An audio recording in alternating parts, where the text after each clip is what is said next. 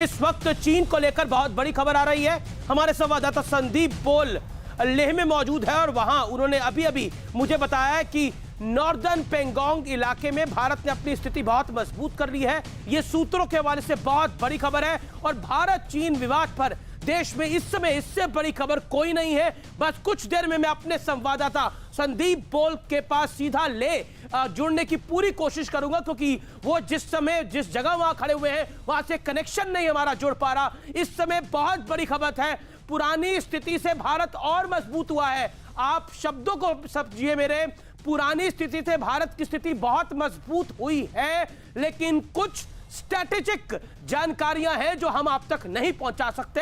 लेकिन आज कांग्रेस के पूर्व अध्यक्ष श्रीमान राहुल गांधी ने एक ट्वीट किया जिसमें उन्होंने कहा कि मोदी सरकार ने देश में कई समस्याएं खड़ी कर दी हैं। राहुल गांधी का दावा है कि देश में सब कुछ बर्बाद हो गया है, सब कुछ बर्बाद है। और तो राहुल गांधी ने चीन के मुद्दे पर भी मोदी सरकार को घेरने की पूरी कोशिश की।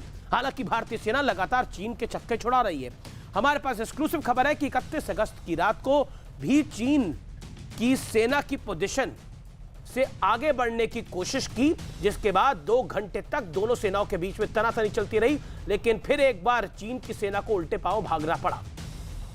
पिछले 2 महीने राहुल गांधी ने कई बार लगातार आरोप लगाए, चीन ने हमारी जमीन पे कब्जा कर लिया है। कभी उन्होंने कहा कि पीएम मोदी छुप कर बैठे हैं, डरे हुए हैं। सवाल है कि चीन की भरपूर पिटाई के बाद भी कांग्रेस क्यों इस मुद्दे पर मोदी सरकार को घेरने में जुटी है। आज इसी पर होगी देश की सबसे बड़ी बहस। सियासत जिंदाबाद, बर्बाद वर्सेस आबाद। क्योंकि राहुल गांधी यह भी कह रहे हैं कि देश में वर्तमान ताकत भी अंग्रेजों की तरह है, यानी शासन सरकार भी अंग्रेजों की तरह है।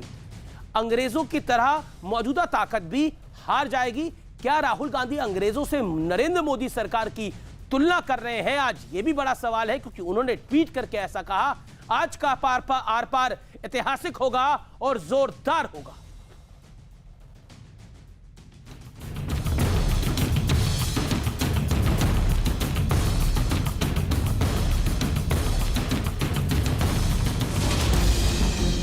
जीडीपी में -23.9% की ऐतिहासिक कमी, 45 साल में सबसे अधिक बेरोजगारी, 12 करोड़ लोगों की नौकरी चली गई, राज्यों को केंद्र से जीएसटी का बकाया नहीं मिल रहा, कोरोना के सबसे अधिक मामले और मौतें भारत में, हमारी सीमाओं पर बाहरी आक्रमण हो रहा है। साथ में यह भी कहा गया कि इन सारी समस्याओं की जड़ मोदी सरकार है। ये कोई साधारण सियासी हमला नहीं है। कुल मिलाकर देखें तो राहुल गांधी ने यह साबित करने की कोशिश की है कि मोदी सरकार के राज में देश में सब कुछ बर्बाद हो गया है।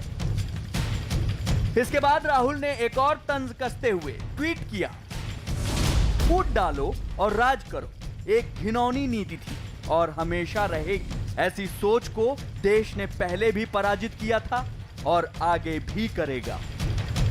1905 का बंगाल विभाजन भारतीय इतिहास के सबसे भयावह पलों में से एक है। इस विभाजन का उद्देश्य था नफरत के जरिए भारत को सांप्रदायिक रूप से बांटना और जनता के सहयोग से आजादी के आंदोलन का नेतृत्व कर रही कांग्रेस की शक्ति को कम करना। अंग्रेजों वाली वही नीति आज भी अपनाई जा रही है, मगर जब अंग्रेजों का दांव उल्टा पड़ गया था तो वर्तमान ताकतों को भी मात ही मिलेगी। पर सवाल है, क्या वाकई सब कुछ वैसा ही है जैसा कांग्रेस बता रही है, या फिर ये सिर्फ सियासत है? क्योंकि चीन तो भारतीय सेना के हाथों पिटने के बाद कराह रहा है। ब्लैक टॉप से भारतीय सेना ने चीन के सैनिकों को खदेड़ दिया है। पिटने के बाद चीन बातचीत करने और भारत के साथ सीमा निर्धारित करने के लिए हाथ पांव जोड़ रहा है। चीन जिस जबान को जानता है, नरेंद्र मोदी जी को उसी जबान में बात करनी पड़ेगी। आज ताज्जुब की बात है कि नरेंद्र मोदी जी जिन सुर्ख आंखों की बात किया करते थे, आज उन्होंने अपनी आंखें बंद कर रखी हैं, अपने कान बंद कर रखे हैं।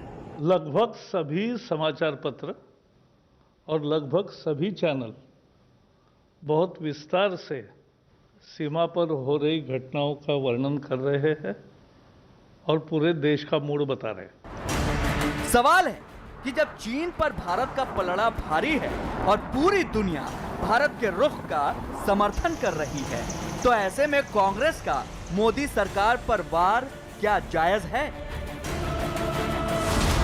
आज इसी पर होगी देश की सबसे बड़ी बहस। सियासत जिंदाबाद, बर्बाद वर्सेस आबाद। और अब बर्बाद और आबाद वाली सियासत का विश्लेषण सुनिए। सरहद पर भारतीय सेना ने चीन को हद में रहना सिखा दिया है।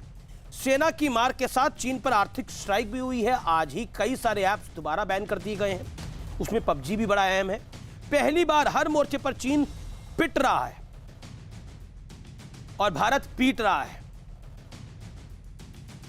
राहुल गांधी ने मोदी सरकार को अंग्रेजों जैसा कहा। क्या मोदी सरकार फूट डालो देश पे राज करो कर रही है, जैसा राहुल गांधी ने ट्वीट किया। लेकिन इस समय मैं भारत और चीन विवाद पर जो सबसे बड़ी खबर दिखाने जा रहा हूं, मेरे साथ हमारा संपर्क हो गया संदीप बोल से। मैं किसी के पास इस समय नहीं जाऊंगा, सीधा संदीप बोल के पास जाऊंगा। लेह से हमारे साथ वो जुड़ गए हैं। संदीप बोल, बड़ी खबर क्या है इस समय, ये बताइए बॉर्डर से। देखिए, बड़ी खबर यह है कि जिस वक्त 29-30 की रात को और चीन की सेना जो है जो सदर्न पार्ट है पेंगोंग लेक का, वहां से अंदर घुसने की कोशिश कर रही थी और उन हाइट्स को कब्जा करने की कोशिश कर रही थी जो कि रणनीतिक महत्व से बहुत महत्वपूर्ण थे। ऐसे में उसी दौरान जो है भारत ने पेंगोंग का जो नॉर्दर्न बैंक है, यानी कि जो सबसे पुराने समय से विवादों का कारण रहा है, वहां पे भी अपनी पोजिशनिंग को चेंज किया है। हालांकि सुरक्षा कारणों के चलते जो है हम वो सारी जानकारियां नहीं बता सकते। बिल्कुल मत बताइए, बिल्कुल मत बताइए, क्योंकि भारत की जीत होनी चाहिए। स्ट्रैटेजिक जानकारी बिल्कुल देने की जरूरत नहीं है। हम उन चैनल्स की तरह नहीं है जो स्ट्रैटेजिक जानकारी को सार्वजनिक पटल पे लीक कर दे, क्योंकि ये बड़ी जानकारी है और बहुत बड़ी जानकारी है। व्यूअर्स, मैं आपको बता रहा हूं, इतनी बड़ी जानकारी है कि आपका सीना 56 इंच का हो जाएगा। इतनी बड़ी जानकारी है। भारत